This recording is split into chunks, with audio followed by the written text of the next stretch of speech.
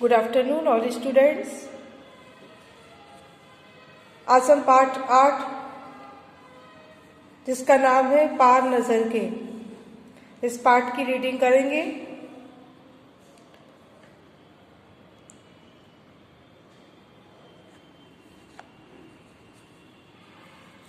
वह एक सुरंगनुमा रास्ता था। आदमी के लिए इस रास्ते से होते हुए जाने की मनाही थी, लेकिन छोटू ने एक दिन अपने पापा का सिक्योरिटी पास लिया और जा पहुंचा सुरंग में। फिर क्या हुआ?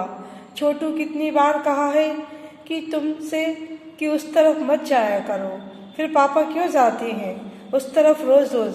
पापा को काम पर जाना होता है। रोजाना यही वार्तालाप हुआ करता था। छोटू की माँ और छोटू के बीच उस तरफ एक सुरंगनुमा रास्ता था और छोटू के पापा इसी सुरंग से होते हुए काम पर जाया करते थे। आम आदमी के लिए इस रास्ते से जाने की मनाही थी। चंद चुनिंदा लोग ही इस सुरंगनुमा रास्ते का इस्तेमाल कर सकते थे और छोटू के पापा इन्हीं चुनिंदा लोगों में से एक थे। आज छुट्टी थी और छोटू के पापा घर ही आराम फरमा रहे थे। नज़र बचाकर चोरी छिपे छोटू ने पापा को सिक्योरिटी पास हथिया ही लिया और चल दिया सुरंग की तरफ। वैसे तो उनकी पूरी कॉलोनी ही जमीन के नीचे बसी थी। यह जो सुरंगनुमा रास्ता था, अंदर दिए जल रहे थे और प्रवेश करने से पहले एक बंद दरवाजे का सामना करना पड़ता था। दरवाजे में एक खांचा बना हुआ था। छोटू ने खांचे में कार्ड डाला, तुरंत दरवाजा खुल गया। छोटू ने सुरंग में प्रवेश किया।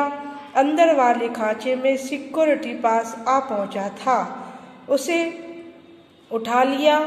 कार्ड उठाते ही दरवाजा बंद हुआ। छोटू ने चारों तरफ नजर दौड़ाई। सुरंगनुमा वह रास्ता ऊपर की तरफ जाता था, यानी जमीन के ऊपर का सफर कर आने का मौका मिल गया था। मगर कहाँ, मौका हाथ लगते ही फिसल गया। सुरंग में जगह जगह लगाए निरीक्षक यंत्रों की जानकारी छोटू को नहीं थी, मगर छोटू के प्रवेश करते ही पहले निरीक्षक यंत्र में संदेहास्पद स्थिति दर्शाने वाली हरकत हुई। इतने छोटे कद का व्यक्ति सुरंग में कैसे आया? दूसरे निरीक्षक यंत्र ने तुरंत छोटू की तस्वीर खींच ली। किसी एक नियंत्रण केंद्र में तस्वीर की जांच की गई और खतरे की सूचना दी गई। इन सारी गतिविधियों में अनजान छोटू आगे बढ़ रहा था। तभी जाने कहां से सिपाही दौड़े चले आए। छोटू को पकड़कर वापस छोड़ आए। घर माँ छोटू का इंतजार कर रही थी। बस अब छोटू की खैरियत ना थी। छोटू के पापा ने ना होते तो छोटू का बचना मुश्किल था। छोड़ो भी, मैं इसे समझा दूंगा सब, फिर वह ऐसी गलती कभी नहीं करेगा। पापा ने छोटू को बचा लिया। बोले, छोटू, मैं जहाँ काम करता हूँ ना, वह क्षेत्र जमीन से ऊपर है। आम आदमी वहाँ नहीं जा सकता, क्योंकि वहाँ के माहौल में जी ही नहीं सकता। तो फिर आप कैसे जाते हैं वहाँ? छोटू का सवाल लाजमी था। मैं वहाँ एक खास किस्म का स्पेस सूट पहनकर जाता हूँ। इस स्पेस सूट से मुझे ऑक्सीजन मिलती है, जिससे मैं सांस ले सकता हूँ। इसी स्पेस सूट की वजह से बाहर की ठंड से मैं अपने आप को बचा सकता हूँ। खास किस्म के जूतों की वजह से जमीन के ऊपर मेरा चलना मुमकिन होता है। जमीन के ऊपर चलने फिरने के लिए हमें एक विशेष प्रकार का प्रशिक्षण दिया जाता है। छोटू सुन रहा था।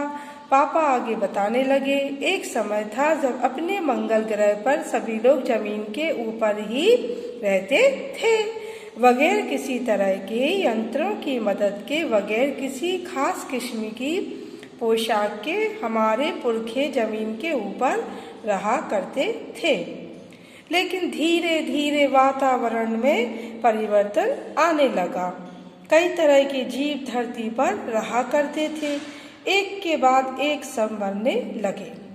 इस परिवर्तन की जड़ में था सूरज में हुआ परिवर्तन। सूरज से हमें रोशनी मिलती है, उष्णता मिलती है। इन्हीं तत्वों से जीवों का पोषण होता है। सूरज में परिवर्तन होते ही यहाँ का प्राकृतिक संतुलन बिगड़ गया। प्रकृति के बदलते हुए रूप का सामना करने में यहाँ के पशु पक्षी, पेड़ पौधे, अन्य जीव अक्षम साबित हुए। केवल हमारे पूर्वजों ने इस स्थिति का सामना किया। अपने तकनीकी ज्ञान के आधार पर हमने जमीन के नीचे अपना घर बना लिया। जमीन के ऊपर लगे विभिन्न यंत्रों के सहारे हम सूर्य शक्ति, सूरज की रोशनी और गर्मी का इस्तेमाल करते आ रहे हैं। उन्हीं यंत्रों के सहारे हम यहाँ जमीन के नीचे जी रहे हैं। यंत्र सुचारू रूप से चलते रहे, इसके लिए बड़ी सतर्कता बरतनी पड़ती है। मुझ जैसे कुछ चुनिंदा लोग इन्हीं यंत्रों का ध्यान रखते हैं। बड़ा हो जाऊंगा तो मैं भी यही काम करूंगा, छोटू ने अपनी मंशा जाहिर की। बिल्कुल, मगर उसके लिए खूब पढ़ना होगा, माँ और पापा की बात सुननी होगी, माँ ने कहा। दूसरे दिन छोटू के पापा काम पर चले गए। देखा तो कंट्रोल रूम का वातावरण बदला बदला सा था। शिफ्ट खत्म कर घर जा रहे स्टाफ के प्रमुख ने टीवी स्क्रीन की तरफ इशारा किया। स्क्रीन पर एक बिंदु झलक रहा था।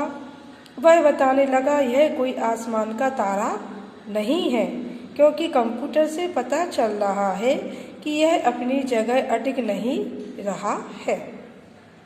पिछले कुछ घंटों के दौरान इससे अपनी जगह बदली है। कंप्यूटर के अनुसार यह हमारी धरती की तरफ बढ़ता चला आ रहा है। अंतरिक्ष यान तो नहीं है। छोटू के पापा ने अपना संदेह प्रकट किया। संदेह हमें भी है पापा, अब इस पर बराबर ध्यान रखिएगा।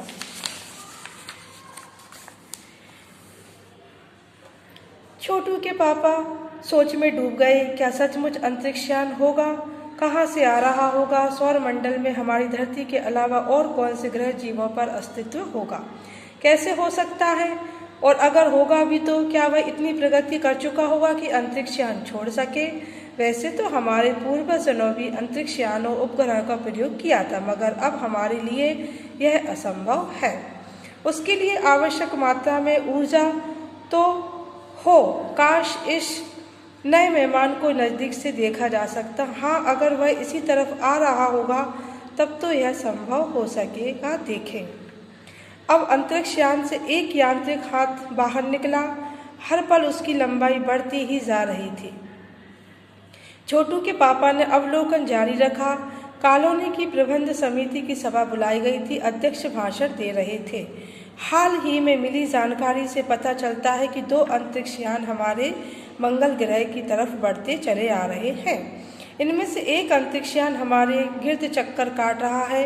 कंप्यूटर के अनुसार ये अंतरिक्ष यान नज़दीक के ही किसी ग्रह से छोड़े गए हैं। ऐसी हालत में हमें क्या करना चाहिए, इसकी कोई सुनिश्चित योजना बनानी जरूरी है।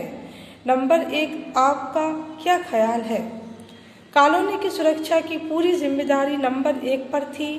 उन्होंने कुछ कागज समेटते हुए बोलना आरंभ किया। इन दोनों अंतरिक्ष यानों को जलाकर खाक कर देने की क्षमता हम रखते हैं, मगर इससे हमें कोई जानकारी हासिल नहीं हो सकेगी। अंतरिक्ष यान बेकार कर जमीन पर उतरने पर मजबूर कर देने वाले यंत्र हमारे पास नहीं है। हालांकि अगर ये अंतरिक्ष यान खुद ब खुद जमीन पर उतरते हैं तो उन्हें बेकार कर देने की क्षमता हम में अवश्य है। मेरी जानकारी के अनुसार इन अंतरिक्ष यानों में सिर्फ यंत्र हैं, किसी तरह के जीव इनमें सवार नहीं हैं। नंबर 1 की बात सही लगती है। नंबर 2 एक वैज्ञानिक थे। वे बोले, हालांकि यंत्रों को बेकार कर देने में भी खतरा है। इनके बेकार होते ही दूसरे ग्रह के लोग हमारे बारे में जान जाएंगे। इसलिए मेरी राय में हमें सिर्फ अवलोकन करते रहना चाहिए।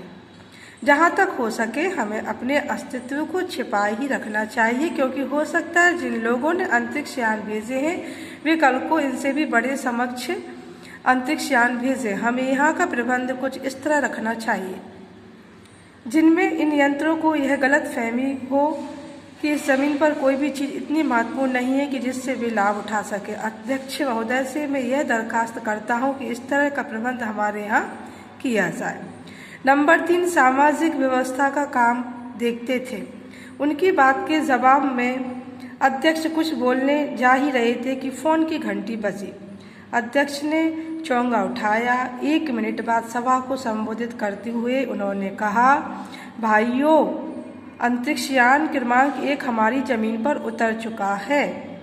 वह दिन छोटू के लिए बड़ा ही महत्वपूर्ण दिन था। पापा उसे कंट्रोल रूम में ले गए थे। यहाँ से अंतरिक्ष यान क्रमांक 1 साफ नजर आ रहा था। कैसा अजीब लग रहा है यहाँ, इसके अंदर क्या होगा पापा? छोटू ने पूछा। अभी नहीं बताया जा सकता, दूर से ही उसका निरीक्षण जारी है। उस पर बराबर हमारा ध्यान है और उसके हर अंग पर हमारा नियंत्रण है। वक्त आने पर हम अगला कदम उठाएंगे, छोटू के पापा ने बताया। उन्होंने छोटू को एक कंसोल दिखाया जिस पर कई बटन थे।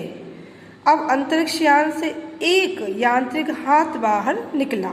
हर पल उसकी लंबाई बढ़ती जा रही थी। वह शायद जमीन तक पहुंचकर मिट्टी उकेर लेना चाहता था।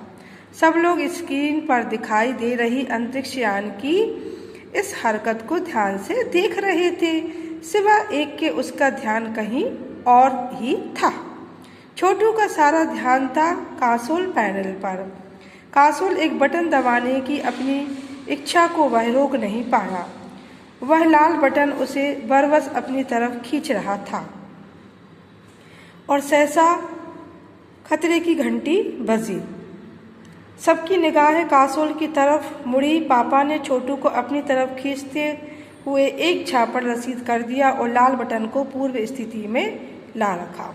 मगर उस तरफ अब अंतरिक्ष यान के उस आंतरिक हाथ की हरकत सहसा रुक गई थी। यंत्र बेकार हो गया था। उधर पृथ्वी पर national aeronautics and space administration द्वारा प्रस्तुत वक्तव्य ने सबका ध्यान अपनी तरफ आकर्षित कर लिया। मंगल की धरती पर उतरा हुआ अंतरिक्ष यान वाइकिंग अपना निर्धारित कार्य कर रहा है। हालांकि किसी अज्ञात कारणवश अंतरिक्ष यान का यांत्रिक हाथ बेकार हो गया है। नासा के तकनीशियन इस बारे में जांच कर रहे हैं तथा इस यांत्रिक हाथ को दुरुस्त करने के प्रयास भी जारी हैं। इसके कुछ ही दिनों बाद पृथ्वी के सभी प्रमुख अखबारों ने छापा।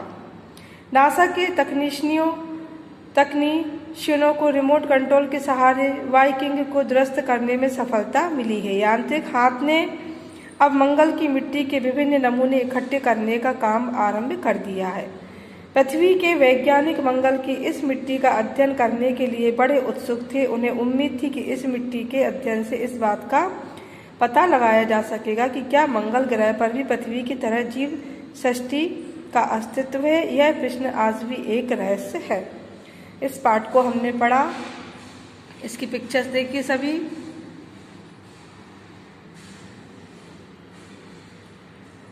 हमें पृथ्वी के अतिरिक्त दूसरों ग्रहों, उपग्रहों तथा गृहिकाओं के बारे में जानकारी एकत्र करनी चाहिए तथा अंतरिक्ष से संबंधित लेखकों के लेखों, स्तंभों, कहानी आदियों को पढ़ना चाहिए। तो हमारा ये आज पाठ 8 पार नज़र के इस पाठ की पूरी रीडिंग हो गई। इसके क्वेश्चन आंसर हम आपको PDF में सेंड कर देंगे। Okay student and good bye.